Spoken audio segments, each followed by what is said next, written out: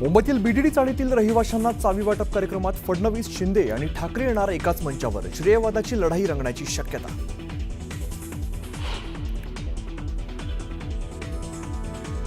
Coastal रोडवरील वॉकवेची मुंबईकरांची प्रतीक्षा संपली. Walkway आणि पादचारी भुयारी मार्गाचं आज सीएम फडणवीसांच्या हस्ते लोकार्पण.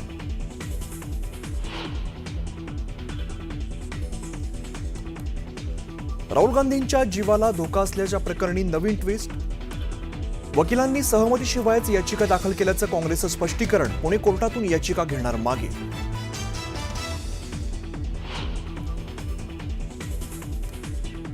उद्धव ठाकरेंना महायुतीत स्थान नाही. मुख्यमंत्री फडणवीसांचं नेटवर्क 18च्या कार्यक्रमात मोठं विधान.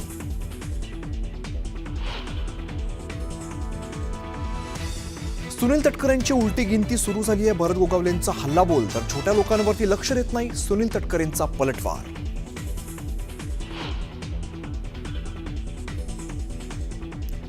राष्ट्रवादी काँग्रेसचे नेते नवाब मलिकांकडे मुंबई निवडणूक व्यवस्थापन समितीच्या अध्यक्षपदाची धुरा. राष्ट्रवादी काँग्रेस मुंबई महानगरपालिकेची निवडणूक नवाब मलिकांच्या अध्यक्षतेखाली समितीच्या नेतृत्वाखालीच लढवणार.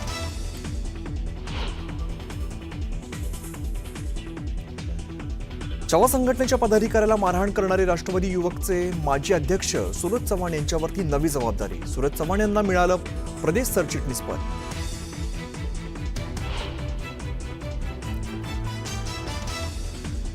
नवासोपाऱ्यातील 41 अनधिकृत इमारती प्रकरणी ईडीकडून मोठी कारवाई. वसई विरार महापालिकेचे माजी आयुक्त अनिल कुमार पवार यांना ईडीकडून अटक.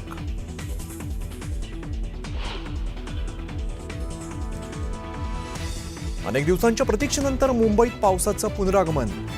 उपनगरांसह शहरामध्ये पावसाची संततधार.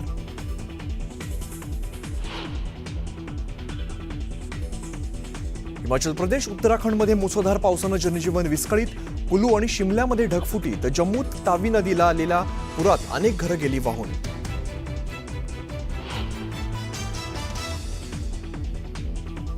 पंतप्रधान मोदींच्या दौऱ्यापूर्वी चीनचे परराष्ट्र मंत्री भारत दौऱ्यावर. पुढील आठवड्यामध्ये वांग यी घेणार एनएसए प्रमुख अजित डोवाल यांची भेट.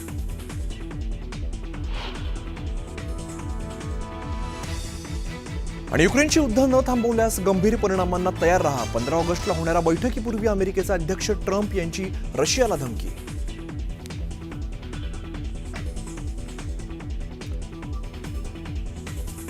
धाराशिवच्या तुळजाभवानी मंदिरातील गाभारा काढणार असल्याची माहिती ही अफवा असून असा कोणताही निर्णय झाला नसल्याचं जिल्हाधिकारी तथा मंदिर संस्थानचे अध्यक्ष कीर्ती किरण पुजार यांनी स्पष्ट केलं.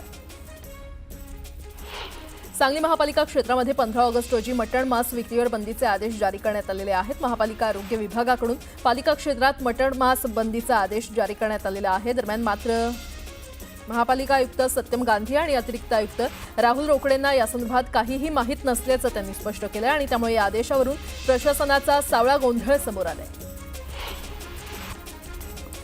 भुसावळ रेल्वे अतिक्रमणधारकांनी वंचित आघाडीनं पालिका प्रशासकीय कार्यालयासमोर मंगळवारपासून ठिय्या आंदोलन सुरू केलं. 7 वर्ष उलटून सुद्धा अतिक्रमण निर्मूलन कारवाईमध्ये विस्थापित झालेल्या लोकांचं पुनर्वसन करण्यात आलं नाही आणि त्यामुळे अतिक्रमणधारकांनी पालिका कार्यालयासमोर ठिय्या आंदोलन सुरू केलं.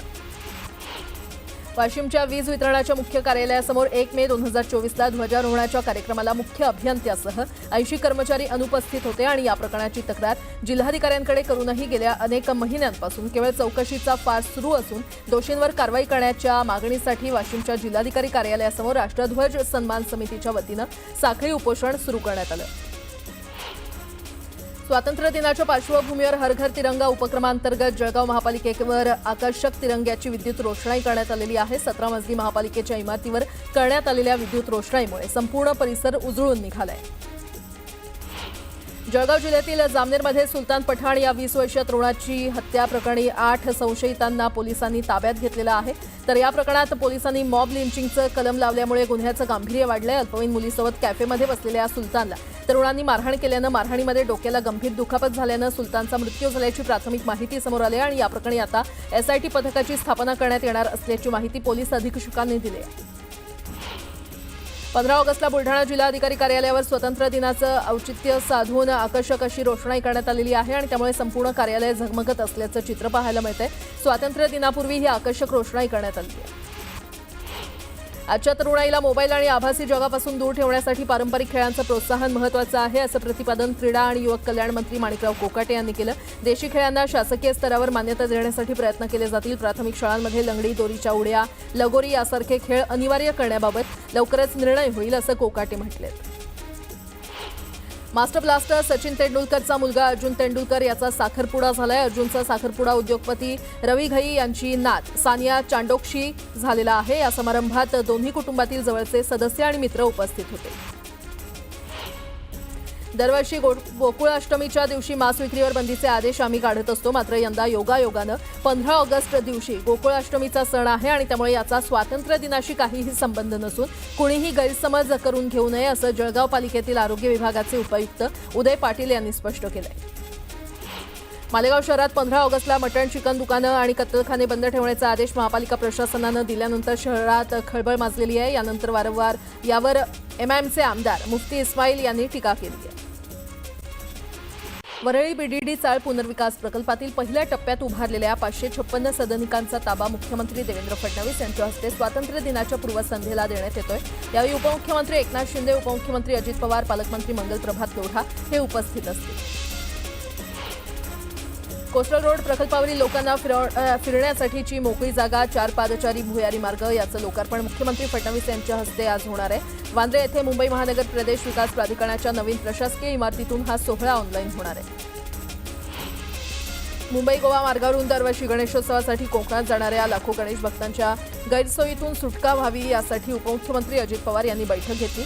या बैठकीमध्ये पवार यांनी तातडीनं ठोस उपाययोजना करण्याचे निर्देश दिलेत. यावेळी त्यांनी कोलाड ते माणगाव दरम्यानच्या सर्व बायपाससाठी 21 कोटी 90 लाख रुपयांची तरतूद करण्याचा निर्णय घेतलाय. नवी मुंबई महापालिका परिवहन उपक्रमाअंतर्गत महिला प्रवाशांसाठी मंत्रालय वर्ल्ड ट्रेड सेंटर मार्गे अटल सेतू मार्गावरून महिलांकरता विशेष वातानुकूलित बस सेवा सुरू करण्यात आलेल्या आहेत. या बस सेवा आजपासून सुरू झाल्या.